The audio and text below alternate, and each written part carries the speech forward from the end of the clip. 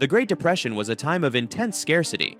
Jobs, money, and food were scarce, so people had to reinvent their menus to survive the prolonged economic downturn. Food that people wouldn't have earlier considered eating was silently gobbled down as they made do with what was readily available. These culinary experiments later came to be known as Depression-era cuisine. Prune pudding. Eleanor Roosevelt, the First Lady of the United States during the Great Depression, was a notable advocate for the home economics movement. She often prepared nutritious and affordable meals inspired by her learnings from Cornell University's home economics department. During these challenging economic times, she introduced prune pudding to her husband, President Franklin Roosevelt, even serving it to guests at the White House. Prunes were a staple during the Great Depression due to their low cost, availability, and long shelf life.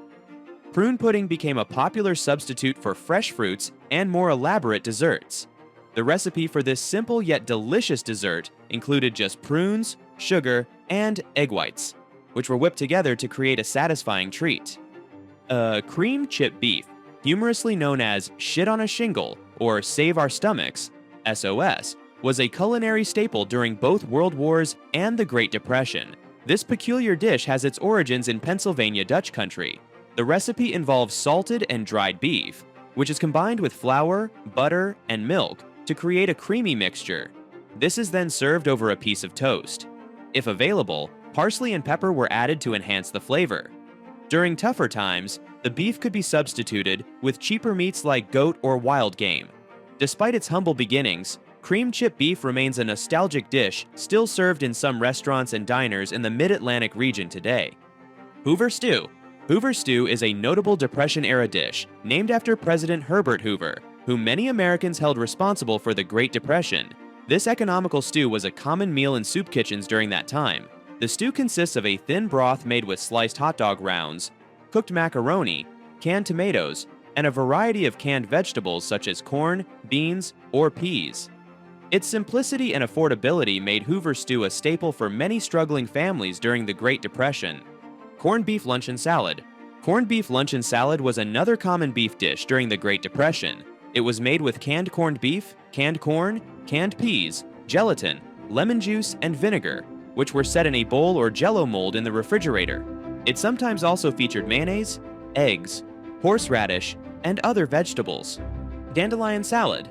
The Great Depression saw people frequently scavenging in their backyards for wild, fresh, edible greens that they could use in cooking. Dandelions were typical produce, so Italian immigrant women in New York City would add this nutritious ingredient to salads, creating a free meal.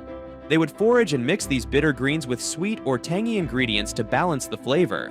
They usually added whatever they had on hand: olive oil, hard-boiled eggs, cooked white beans, bacon bits, bacon grease, lemon juice, vinegar, salt, and pepper. Kraft macaroni and cheese.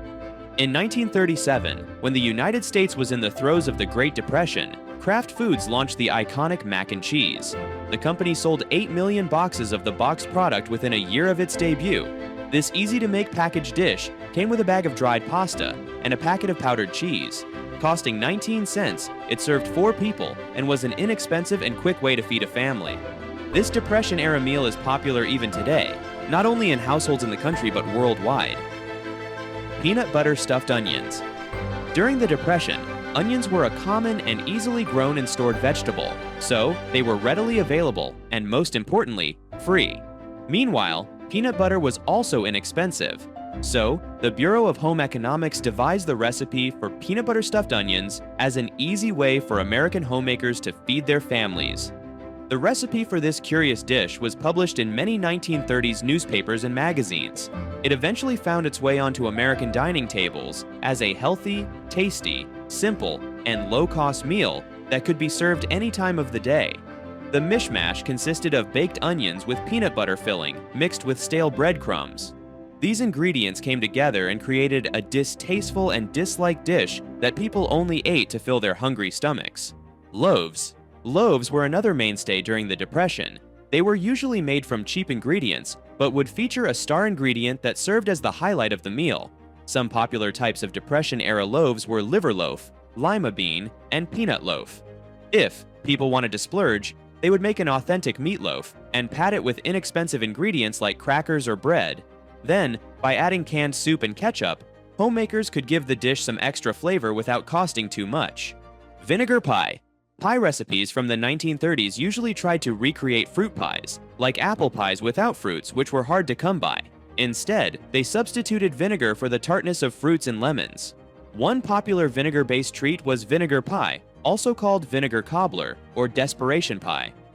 People created this low-cost dessert with a pie crust filled with apple cider vinegar, flour, unsalted butter, salt, brown sugar, eggs, ground cinnamon, ground nutmeg, cloves, and water.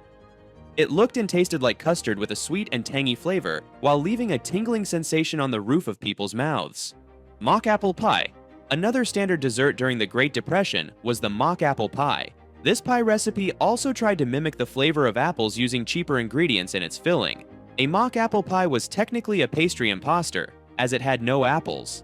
Instead, it used crumbled Ritz crackers, lemon juice, cinnamon, butter, and sugar syrup as humble substitutes for apple pie filling. These ingredients were stuffed in a pie crust and then baked. The cracker's unique texture, rich buttery flavor, and other ingredients created a taste that reminded people of apple pies. This made it a Depression-era favorite. Though the Depression was a challenging time for our country, it's pretty amazing to see how people adapted and got creative for survival.